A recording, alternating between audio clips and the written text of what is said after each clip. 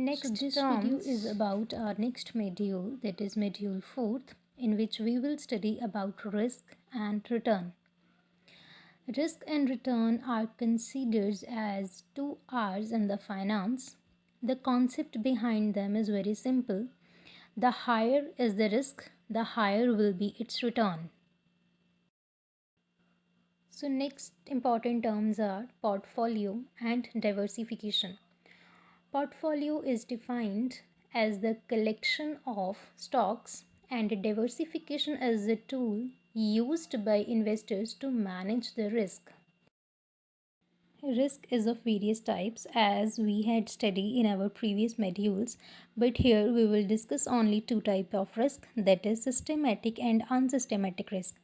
Systematic risk is the risk that never goes away. That means from which we can't get rid of is called systematic risk, and unsystematic is associated with events related to some particular companies. The next term is the CAPM, which stands for Capital Asset Pricing Model, and the formula for that is given as. Our next concept is payback period. Payback period is defined as the period or time taken by a company to make enough free cash flow from the investment to recover its initial cost of investment. Next important term is net present value or NPV, which is defined as the present value of cash inflow minus present value of cash outflow. Next one is IRR or internal rate of return. It is the discount rate that set present value of cash inflow equals to present value of cash outflow.